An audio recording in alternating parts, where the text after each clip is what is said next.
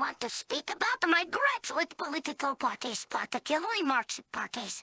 It is characteristic of most Marxist parties, and especially Leninist parties, to operate on the principle of elitism as opposed to countries. They seek out only the best, the smartest, most of all, and especially the most loyal people possible, as the ideas, like it's an executive decision made to tell by sometimes just one capabilities. This top-heavy organizational structure creates an opportunity for especially motivated people to come out and work their way up the leadership hierarchy up to as far as they can go. Their ultimate purpose is to gain power or enrich themselves, just to feed into their pride and sense of control. This is opposed to the recent rank-and-file party member to join the organization, which is to achieve a common point.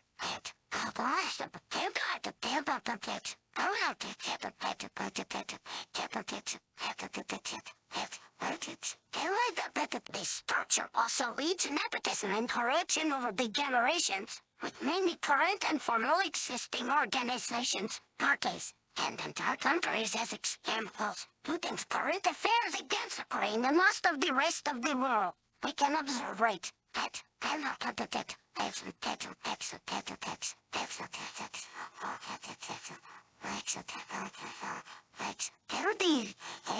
because he has the executive power to he has staff at his own for research. Putting time, I want to speak of a specific example that came to mind of this Stutzefel paramilitary secret police organization. In the early history of the back in the 20s, Hitler organized the force as his own personal bodyguard. As time went on, as the men then became financial partisan duties, which essentially just means raising the civilians of a conquered territory into submission as Germany invaded it and occupied more of them.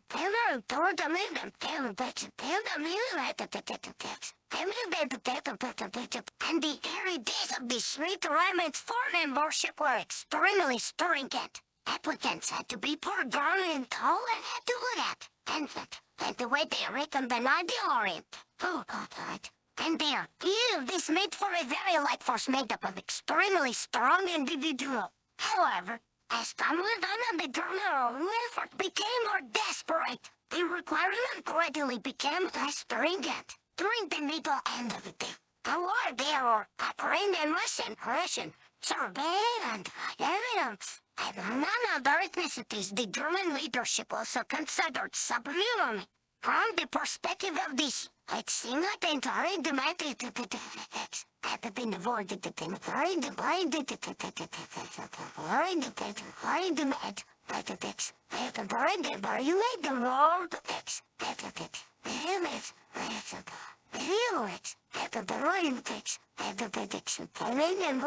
This. In their quest to be absolute bastards, endure marine and dominating their Slavic world, failed because they operated on a principle of equality.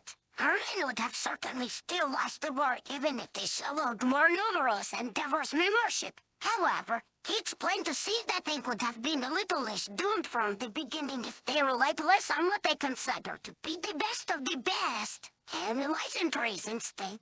In order to meet the point, the membership numbers to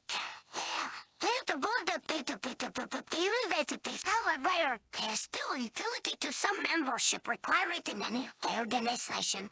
Members should have a shared common goal. Ideally, however popular that idea may be in general from the perspective of a political party oriented towards success. They should include as many people who desire similar goals as possible. This means, even as an explicitly insert ideology party, you should make a concerted effort to also recruit much more people who share mostly the same political goals. Using Marxism as an example, it is an overall and common political position. Most socialists are, at least in some way, influenced by Marx. and any of them overall could be called Marxists if they wanted to, but they chose not to for a multitude of reasons. Some of these reasons include the degradation of Marxists over 100 years of red scaring and being subjected to anti-socialist propaganda, and being generally looking from a dissimilar line past level of sociological development among other. Even worse, some marxist-leninists and even the mass participants are not only the small demographic of Marxists, but the people with an identical interpretation of Marx is why the average socialist party here in the amounts Marx only to move what I imply new POS and politics and politics and this I don't know this